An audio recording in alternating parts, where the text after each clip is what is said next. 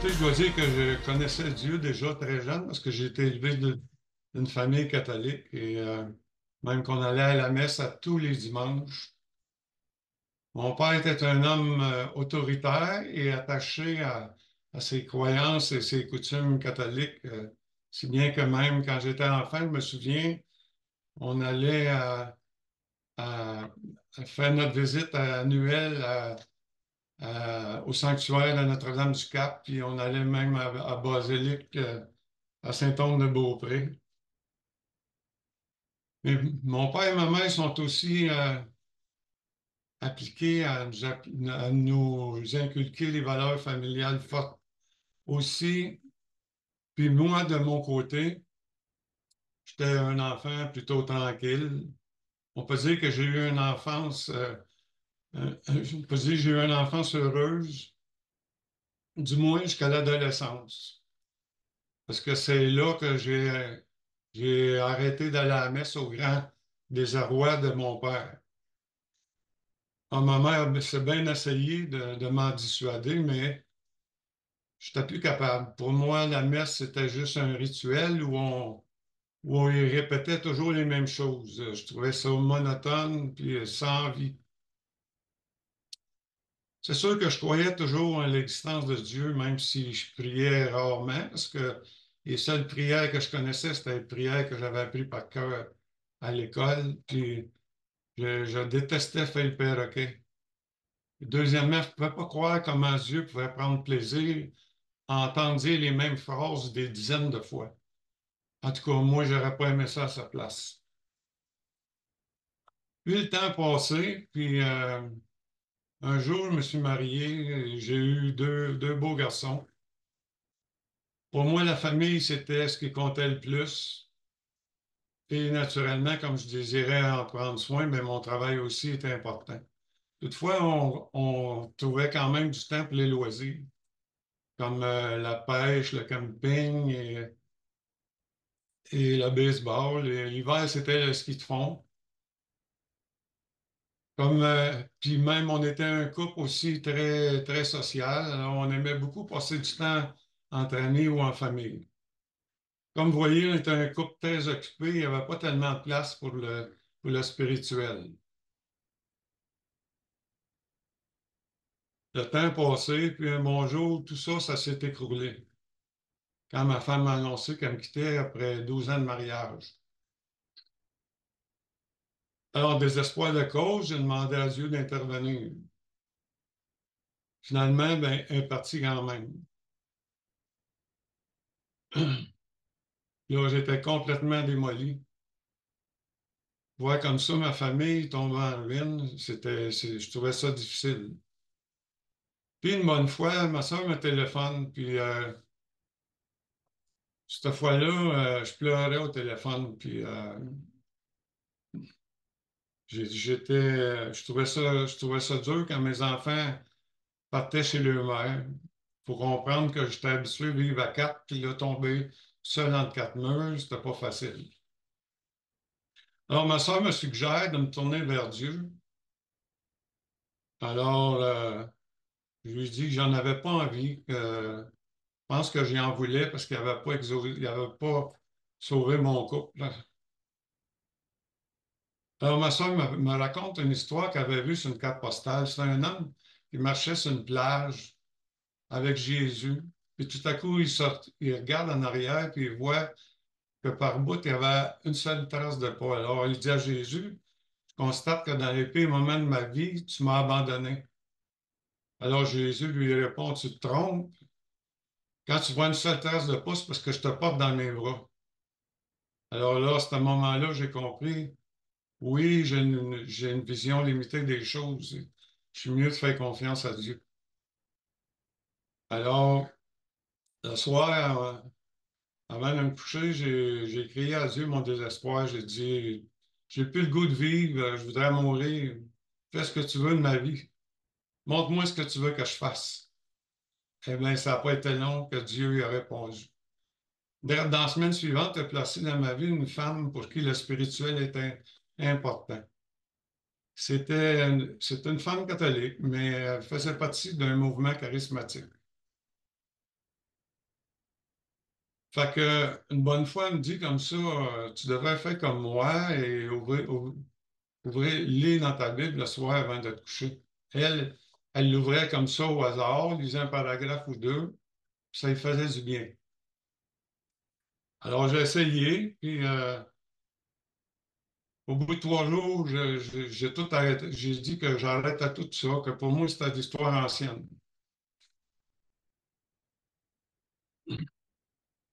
En fait, mon cœur était fermé.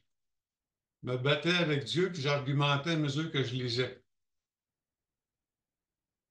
Par contre, 2 mois plus tard, c'est lui qui a gagné. Parce que un soir, j'étais au travail, alors c'était tranquille. C'était une soirée tranquille. J'aperçois sur le bureau un petit livre qu'un chrétien avait laissé. C'était écrit par Billy Graham.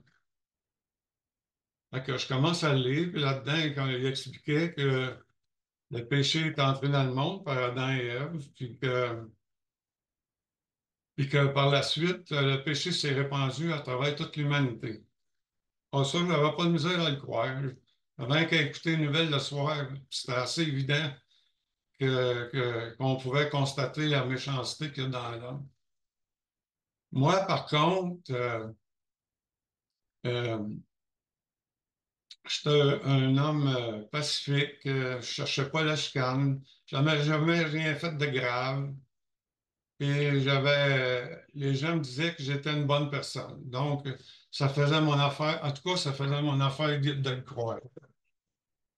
Jusqu'au moment où Billy Graham m'explique que il n'y a personne qui mérite d'aller au ciel par lui-même, que c'est Dieu, dans son amour, qui nous en donne l'opportunité par la foi. Et là, il cite le passage dans Éphésiens 2:8 qui dit, c'est par la grâce que vous êtes sauvés par le moyen de la foi. Cela ne vient pas de vous, c'est un don de Dieu. Ce n'est point par les œuvres, afin que personne ne se glorifie. Wow! Et tout de suite après, il enchaîne avec Jean 3,16. Car Dieu a tant aimé le monde, il a donné son Fils unique afin que quiconque croit en lui ne périsse point, mais qu'il ait la vie éternelle. Bon, je crois en Dieu, ça va bien, mais par contre, là, je commence à penser qu'il y a quelque chose qui cloche en moi pareil. La vie éternelle dont il est question dans ce passage-là, il dit c'est la vie spirituelle, et c'est la relation avec Dieu. Alors, je suis bien obligé d'admettre que ma relation avec Dieu est presque inexistante. Alors là, je vois bien que c'est moi qui est perdu, là. Et là, à ce moment-là, il m'est venu une image dans la tête, c'est comme j'ai vu Jésus, sa croix, mourir pour moi personnellement. À ce moment-là, tout de suite, j'ai prié Dieu, j'ai demandé pardon pour mes péchés. Et là, j'ai demandé de m'aider à comprendre parce qu'il y a encore beaucoup de choses que je ne comprends pas. À ce moment-là, j'étais tellement touché par l'amour de Jésus que j'avais le goût d'en connaître davantage. Alors, j'ai repris ma lecture dans la Bible, mais avec un cœur ouvert cette fois-là. Puis là, je découvrais tout ça, je faisais plein de belles découvertes que je partageais avec la femme que je fréquentais à l'époque.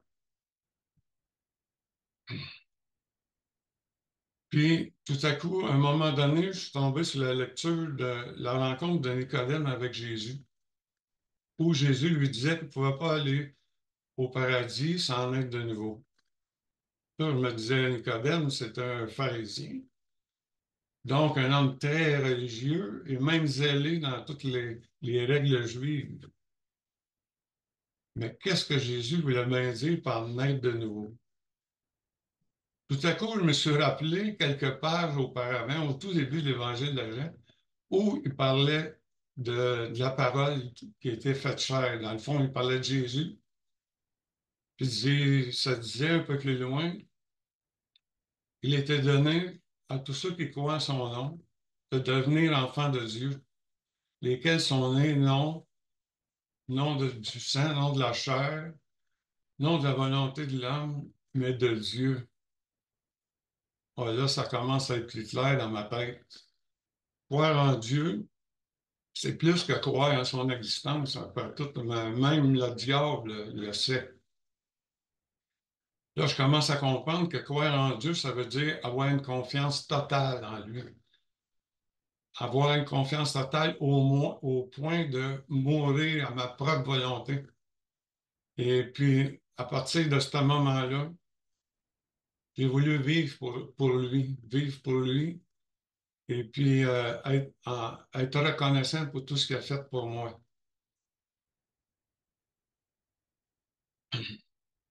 Là, j'étais tellement excité de découvrir tout ça que j'ai lu le Nouveau Testament 2 fois, puis l'Ancien Testament 1 fois, en 3 mois seulement.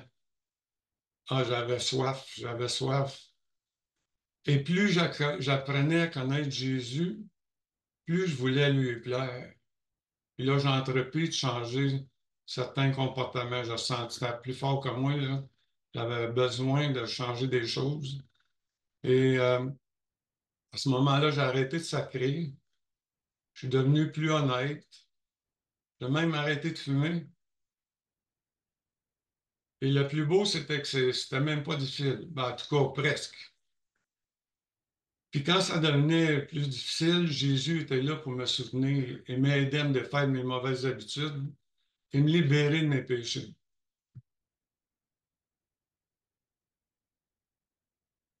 Cette nouvelle réalité-là, la femme que je fréquentais la vivait aussi en même temps que moi.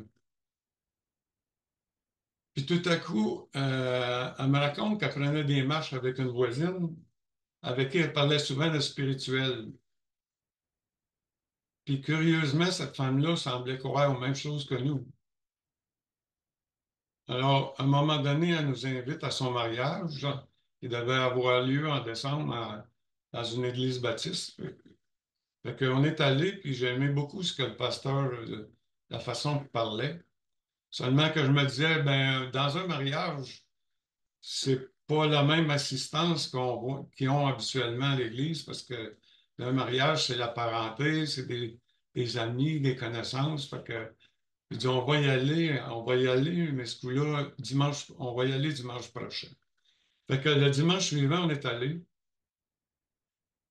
J'ai tout de suite été conquis par l'enseignement. C'était vraiment le même message que je pouvais lire quand on lisait dans ma Bible. Et en plus, l'ambiance fraternelle qu'il y avait là, ça m'a vraiment touché droit au cœur. Fait qu'on a commencé à y aller chaque dimanche. Puis un peu plus tard, on a décidé de se quitter, moi et cette femme-là, parce que on a réalisé qu'on n'était pas fait pour vivre ensemble. Alors à ce moment-là, elle me demande d'aller voir ailleurs, puis qu'elle ne sera pas à l'aise qu'on aille à la même église. Fait que sur le coup, j'en connaissais pas d'autres, fait que j'ai paraissé un peu, puis je suis pas allé tout de suite. Puis entre-temps, ben, j'ai rencontré Lucie. J'ai fait part tout de suite de toutes mes convictions, puis de mon cheminement spirituel. Puis là, j'ai dit que pour moi, c'était important que je refasse ma vie avec une femme qui avait la même foi que moi. Alors, elle me répond que bien qu'elle était attirée par le spirituel, que ça y avait toujours manqué, elle voyait bien qu'on n'était pas à la même place. Alors, j'ai dit, je suis prêt d'être patient, puis de lui expliquer comment Dieu avait vraiment touché mon cœur. Puis en même temps, on va voir si on est fait pour aller ensemble. Alors, quelques temps après, elle s'est convertie, et là, j'étais tombé follement amoureux d'elle. Alors, on s'est mariés. Là, j'ai dit à Lucie, j'ai dit, je suis conscient que tout seul, on est limité si on veut grandir spirituellement. Alors, on a besoin de se joindre à une église. Et c'est à ce moment-là qu'un de mes amis m'a dit qu'il y avait une église baptiste à Trois-Rivières. Alors, on est allé, c'est là qu'on va depuis ce temps-là. C'était vraiment bon de se retrouver, de pouvoir partager notre foi avec des gens qui avaient les mêmes foi que moi. Alors, Et tout en lisant ma Bible aussi, je découvrais toute la grandeur de Dieu. C'était fascinant. C'était fascinant de voir toute sa sagesse et de constater que son intelligence est au-dessus de toute intelligence humaine. Mais ce qui m'a attiré le plus, c'était l'amour de Jésus. Et j'ai développé avec le temps une relation extraordinaire avec lui. C'est lui mon guide, il me parle au travers de sa parole, il me console et, quand c'est plus difficile. Bref, c'est un compagnon extraordinaire. La vie avec Christ est une aventure merveilleuse. Et ça, voudrait le vivre avec tous et chacun. Par contre, il nous laisse libres de choisir de venir à lui. Je peux vous dire en terminant que d'avoir donné ma vie à Jésus, c'était la meilleure décision que j'ai jamais prise. Je ne l'ai jamais regretté.